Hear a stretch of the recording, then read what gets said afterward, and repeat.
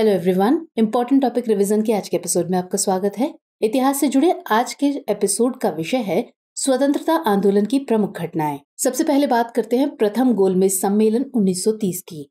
ये 12 नवंबर 1930 से 19 जनवरी 1931 तक आयोजित किया गया। इसका उद्घाटन आधिकारिक तौर पर 12 नवंबर 1930 को लंदन में Royal Gallery House of Lords में जॉर्ज वी द्वारा और ब्रिटिश प्रधानमंत्री रैमसे मैकडॉनल्ड्स की अध्यक्षता में किया गया। कांग्रेस ने पहले सम्मेलन में भाग नहीं लिया, लेकिन अन्य सभी भारतीय दलों के प्रतिनिधि और कई राजकुमार इसमें शामिल हुए। अगला है गांधी इरविन संधि 1931। इस संधि पर 5 मार्च 1931 को भारतीय राष्ट्रवादी आंदोलन के नेता गांधी और ब्रिटिश वायसराय लॉर्ड इरविन, बाद में लॉर्ड हैलिफैक्स के द्वारा हस्ताक्षर किए गए। इसने ब्रिटिश शासन के खिलाफ भारत में सविनय अवज्ञा आंदोलन का अंत किया, जिसकी गांधी और उनके अनुयायियों ने दांडी मार्च के साथ शुरुआत की थी। इसके बाद है दूसरा गोलमेज सम्मेलन 1931। दूसरे सत्र सितंबर-दिसंबर 1931 में महात्मा गांधी ने कांग्रेस प्रतिनिधि के रूप में भाग लिया था। ये या तो संवैधानिक रूप से या सांप्रदायिक प्रतिनिधित्व स्तर पर समझौते तक पहुंचने में असफल रहा। अब आता है पूना पैक्ट 1932। ये ब्रिटिश भारत सरकार की विधायिका में दलित वर्गों के लिए चुनावी सीटों के आरक्षण पर डॉक्टर BR अम्बेडकर और गांधी जी के बीच हुई संधि थी। महात्मा गांधी के उपवास को तोड़ने के लिए पुणे में येरवड़ा सेंट्रल जेल में मदन मोहन मालवीय और डॉक्टर अम्बेडकर और कुछ दलित नेताओं ने समझौते पर हस्ताक्षर किए थे। अगला है सांप्रदायिक पंचाट 1932। 16 अगस्त 1932 को ब्रिटिश प्रधानमंत्री मैकडॉनल्ड्स ने सांप्रदायिक पंचाट की घोषणा की। ये मूल रूप से अल्पसंख्यक प्रतिनिधित्व पर एक प्रस्ताव था। अब आता है तीसरा गोलमेज सम्मेलन। ये 17 नवंबर 1932 को लंदन में आयोजित किया गया। कांग्रेस ने इसमें शामिल होने से इनकार कर दिया था। इस सम्मेलन की सिफारिशें 1933 में एक श्वेत पत्र में प्रकाशित हुई और बाद में ब्रिटिश संसद में इस पर चर्चा की गई। 1935 का भारत सरकार अधिनियम इसके आधार पर पारित किया गया था। अब आता है भारत सरकार अधिनियम 1935। ये अगस्त 1935 में ब्रिटिश संसद द्वारा पारित किया गया था। ये 321 अनुच्छेद और 10 अनुसूची के साथ ब्रिटिश संसद द्वारा पारित किया गया अब तक का सबसे लंबा अधिनियम था। इसकी मुख्य विशेषताओं की बात करें तो उसमें शामिल था प्रांतीय द्विशासन का उन्मूलन और केंद्र में द्विशासन का परिचय, भारतीय परिषद का उन्मूलन और इसके स्थान पर एक सलाहकार निकाय की शुरुआत, ब्रिटिश भारत के क्षेत्रों और रियासतों के साथ अखिल भारतीय संघ के लिए प्रावधान, अल्पसंख्यकों के लिए विस्तृत सुरक्षा और सुरक्षात्मक उपकरण, ब्रिटिश संसद की सर्वोच्चता, विधायिकाओं के आकार में वृद्धि, विषयों का 3 सूचियों में विभाजन और सांप्रदायिक मतदाताओं का प्रतिधारण, भारत से बर्मा का पृथक्करण। अगला है लाहौर प्रस्ताव 1940। अखिल भारतीय मुस्लिम लीग की मार्च 1940 में लाहौर में बैठक हुई। लीग ने एक प्रस्ताव अपनाया जिसे लाहौर प्रस्ताव के रूप में जाना जाता है। इस प्रस्ताव को कार्य समिति के निर्देशों पर मौलवी AK फजलुल हक द्वारा मिंटो पार्क, परिवर्तित नाम इकबाल पार्क, लाहौर में पेश किया गया था।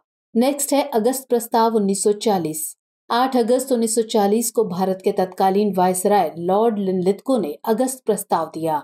इसमें अधिक भारतीयों को शामिल करके कार्यकारी परिषद के विस्तार, युद्ध परामर्श समिति की स्थापना, अल्पसंख्यक राय को महत्व देना और अपने स्वयं के संविधान के निर्माण के लिए भारतीयों के अधिकार को मान्यता देने जैसी बातें शामिल थीं। बदले में ये उम्मीद की गई कि भारत में सभी पार्टियां और समुदाय ब्रिटेन के युद्ध में सहयोग करेंगे।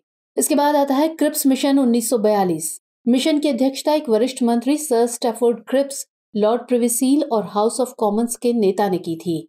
द्वितीय विश्व युद्ध में अपने प्रयासों के लिए पूर्ण भारतीय सहयोग और समर्थन को सुरक्षित करने के लिए ब्रिटिश सरकार द्वारा मार्च 1942 के अंत में क्रिप्स मिशन एक असफल प्रयास था।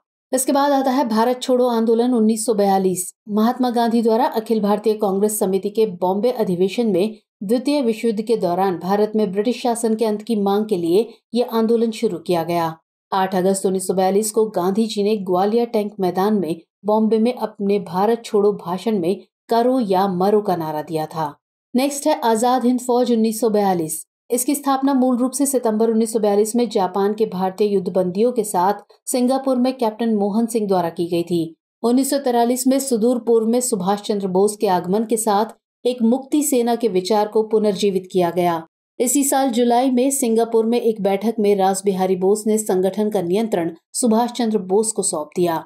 इसमें लगभग 85,000 नियमित सैनिक शामिल थे, जिनमें एक अलग महिला इकाई झांसी की रानी रेजिमेंट रानी लक्ष्मीबाई के नाम पर शामिल थी, जिसे एशिया में अपनी तरह की पहली सेना माना जाता है। इसके बाद है वेवल योजना या शिमला सम्मेलन 1945। लॉर्ड वेवल ने 14 जून 1945 को भारत में व्याप्त गतिरोध को दूर करने के लिए ब्रिटिश सरकार के प्रस्तावों को प्रसारित किया, जिसे वेवल योजना कहा जाता है। इसे ब्रेकडाउन प्लान भी कहा जाता है।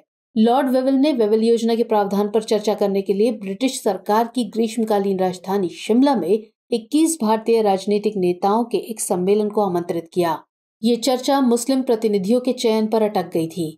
अगला है कैबिनेट मिशन प्लान 1946। 1946 के कैबिनेट मिशन ने भारत को स्वतंत्रता देने के उद्देश्य से ब्रिटिश सरकार से भारतीय नेतृत्व में सत्ता के हस्तांतरण पर चर्चा करने का लक्ष्य रखा था। प्रधानमंत्री क्लीमेंट एटली की पहल पर तैयार इस मिशन में लॉर्ड पैथिक लॉरेंस, भारत के राज्य सचिव, सर स्टैफोर्ड क्रिप्स, व्यापार बोर्ड के अध्यक्ष, और A.V. अलेक्जेंडर, प्रथम लॉर्ड ऑफ एडमिरल्टी थे। अगला है प्रत्यक्ष कार्य दिवस 1946।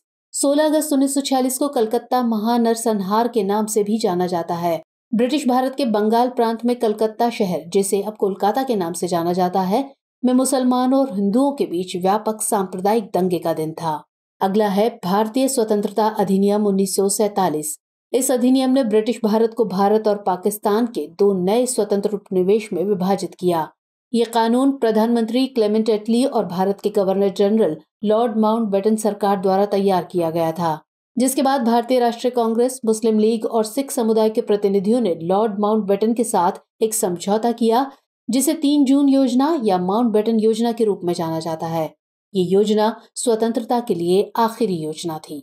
तो व्यूअर्स, आज के एपिसोड में इतना ही। हमारा एपिसोड आपको कैसा लगा कमेंट सेक्शन में जरूर बताइएगा। मुलाकात होगी अगले एपिसोड में किसी और खास विषय के साथ। तब तक के लिए जय हिंद।